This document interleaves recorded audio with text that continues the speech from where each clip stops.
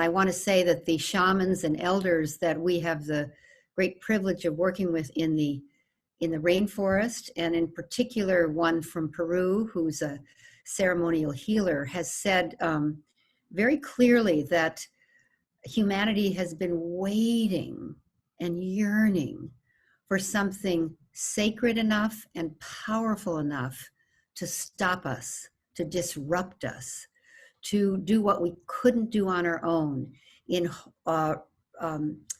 stopping the madness, the franticness, the destruction, the consumerism, the overconsumption, the overaccumulation, the kind of runaway culture and society that we've become in the 21st century. And that we've been, in some ways, sort of praying for this, even though it's this scary, so many people would call it unprecedented and unpredictable time, yet we wanted it. And I can say, kind of in our souls, we didn't know how to stop. And so the way that this wonderful healer talks about it, he says it's not a punishment, it's an ally. It comes from the mother.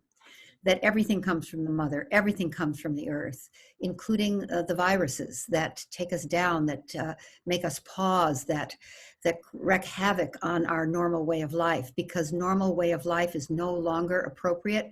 We've known it for a long time. And so this, frightening, confusing, upsetting, difficult, tragic time is also a kind of pregnancy.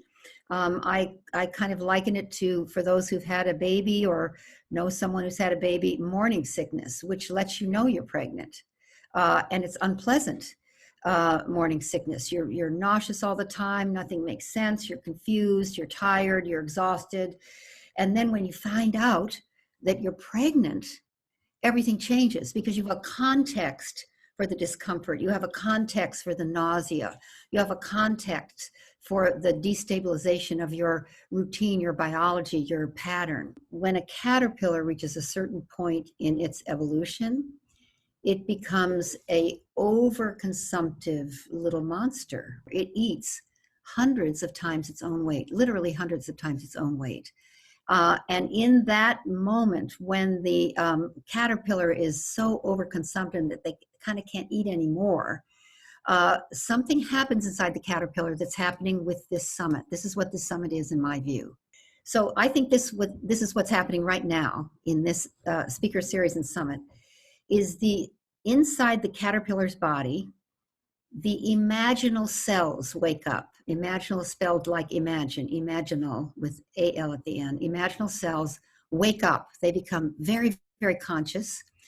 And their assignment is to find each other. If enough of the imaginal cells find each other and gather, then something happens and the other cells become the nutritive soup out of which the imaginal cells create the unpredictable miracle of a butterfly.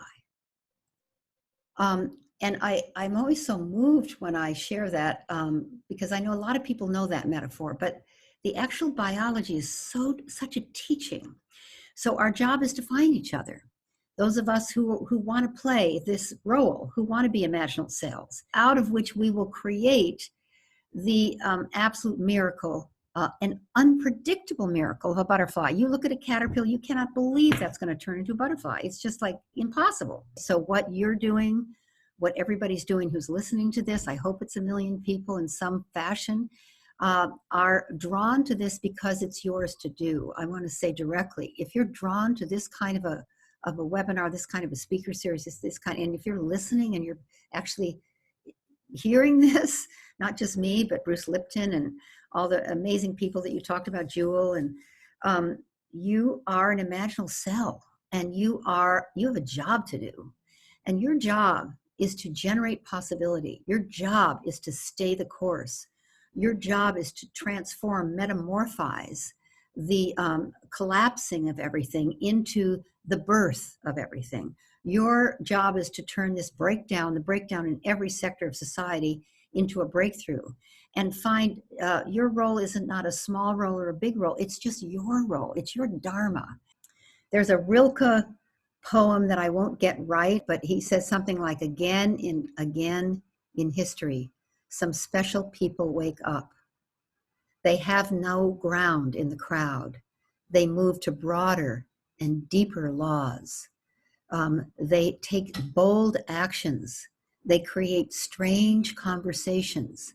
However, the future speaks ruthlessly through them. They transform the world. You're an initiator.